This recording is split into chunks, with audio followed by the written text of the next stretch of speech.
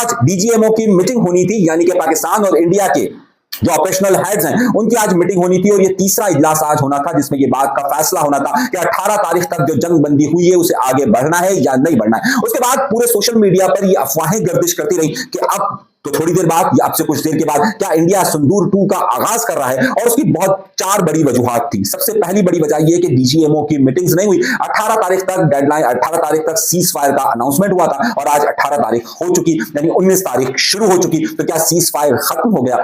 दूसरा बड़ा नुकता यह था कि इंडिया ने बड़ी तादाद में न सिर्फ यूरोपीय माहिरीन बल्कि अमेरिकन और इजरायली माहिरीन को अपने यहां पर मदऊ किया कि उनसे जंग में उनकी मार क्यों पड़ी, या दूसरे लफ्जों में उन्हें ठोका क्यों गया। तब उसकी तफ्तीश हो रही है और उसकी रिपोर्ट फाइनलाइज हो गई और अब नई खेप के साथ आने वाला है। तीसरी बात यह थी कि इस वक्त इंडिया के अंदर एक बहुत बड़ा ऑपरेशन चल रहा है, उन तमाम यूट्यूबर्स को, ट्विटर हैंडलर्स को पकड़ा जा रहा है और अब ये कहा जा रहा है कि अब जब अगला सिंदूर 2 हो तो फिर इस तरह की मुखालफत की आवाजें ना आ सके। चौथी बात यह कि इस वक्त दुनिया भर के अंदर खासतौर पर अमेरिकी सदर जिस तरीके से पाकिस्तान की तारीफ कर रहे हैं उससे घायल, सनी देओल वाला घायल ये जो है वो क्यों इंडिया अब इस वक्त इतना परेशान है, तो क्या वो आज सिंदूर 2 का आगाज कर सकता है? मैं आपको बड़ी अहम मालूमात देता हूं। अगर आप इंडियन मीडिया को, प्रॉपर इंडियन मीडिया को देखें तो वो प्रोवोक करता हुआ, उकसाता हुआ जरूर नजर आता है। सोशल मीडिया पर आपको बेतहाशा ऐसी ट्वीट मिलेगी कि 19 तारीख की रात बहुत ज्यादा खतरनाक होगी, लेकिन हमारे पास जो इतलात मिल रही है उसमें इंडिया की जहाजों की तरफ से या इंडिया के फौजी बेड़े की तरफ से इस वक्त जाहिरियत का कोई भी ऐसी मूवमेंट पाकिस्तान की तरफ से नोट नहीं की जा रही है कि जो आज के हमले की सूरत में हो सके।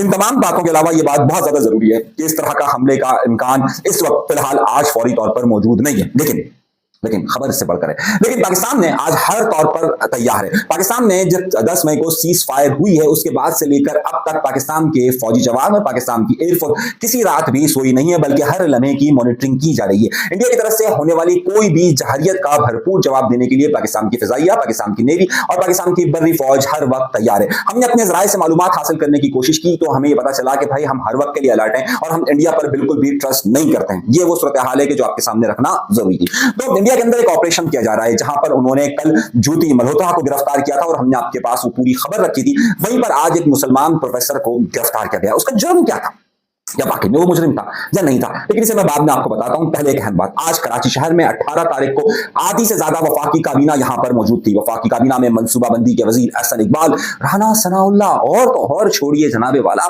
यहां पर आपके मेन वजीर खजाना मौजूद, तमाम लोग मौजूद। लेकिन क्यों मौजूद? ये सिर्फ इसलिए आए क्योंकि बहुत अहम तिजारती मामला तय होने हैं और इस हवाले से वजीर आजम शहबाज शरीफ भी कराची तशरीफ ला रहे हैं। 19 तारीख को जब आप ये प्रोग्राम देख रहे होंगे तो वो यहां पर आ रहे हैं। तो इन सब की आमद का मकसद यह था कि वजीर आजम साहब अपनी पूरी काबीना के साथ यहां पर मुख्तलिफ वफाकी इदारों का और यहां पर दौरा करने वाले हैं। दोनों 3 बड़ी खबरें इसके अंदर छुपी हुई है। और सबसे पहली खबर यह है कि कामरान टेसूरी साहब के यहाँ पर कुछ वफाकी वजीर आए। मैं कुछ का लफ्ज इसलिए इस्तेमाल कर रहा हूं क्योंकि कुछ वजीर आला सिंध से मुलाकात कर रहे थे। तो जो वफाकी वज़ीर आए तो वहां पर जो मेज लगाई गई वो बड़ी दिलचस्प थी। मेन चेयर पर, यानी कि जो मेन लीड करता है मीटिंग को, उस पर कामरान टेसूरी साहब मौजूद। उनके दाएं तरफ राना सनाउल्लाह साहब को बिठाया गया, बाएं तरफ उनके बिठाया गया साथ किसे, खालिद मकबूल सिद्दीकी को। मेरी नजर ढूंढती रही मुस्तफा कमाल साहब को, लेकिन खालिद मकबूल सिद्दीकी साहब की रॉ में ही, उल्टे हाथ की रॉ में एमकेएम की क्रीम बैठी हुई थी। वो क्रीम कि जिनका ताल्लुक पीएसपी से नहीं है, यानी कि वहां बैठे हुए अमीनुल हक, वहां बैठी हुई है नसरीन जलील साहिबा और वहां वो तमाम लोग बैठे हुए। दूसरी तरफ कौन बैठा हुआ है?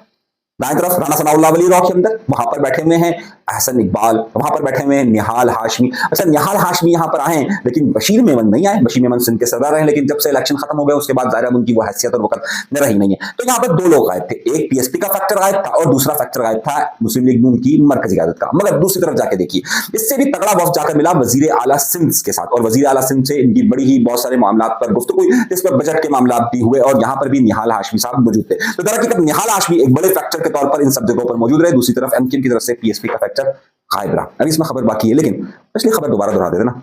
इस प्रोफेसर को गिरफ्तार किया गया। प्रोफेसर को गिरफ्तार किया गया वो है इंडिया की अशोका यूनिवर्सिटी के असिस्टेंट प्रोफेसर महमूद साहब को। जुर्म क्या है? क्या कोई बहुत बड़ा जुर्म कर दिया? जुर्म इतना सा है कि उनकी शिकायत जाकर की बीजेपी यानी कि भारतीय जनता पार्टी, यानी कि भारतीय को जहन्नुम ने पहुंचाने वाली पार्टी, जैसे आप जहन्नुम कर लीजिए, तो भारतीय जहन्नुम पार्टी ने एक वहां पे लीडर ने शिकायत की कि भाई ये ट्वीट किया। अच्छा, ट्वीट किया क्या पाकिस्तान की हिमायत में ट्वीट किया, इंडिया की मुखालफत में ट्वीट किया? नहीं, ऐसा भी नहीं था। सिर्फ ये वजह थी कि जनाब वो जो सूफिया साहिबा, कर्नल सूफिया थी कि जो वहां रहनुमा के, इस वक्त इंडिया की तर्जुमानी करती थी, उसके खिलाफ इन्होंने बयान क्यों दिया? इन्होंने ये जो एक बीजेपी के यानी कि भारतीय जहन्नुम पार्टी के रहनुमा ने बयान क्यों दिया? उस भारतीय जहन्नुम पार्टी के रहनुमा के बयान की मुखालफत करने पर उन पर गद्दारी का मुकदमा कर दिया।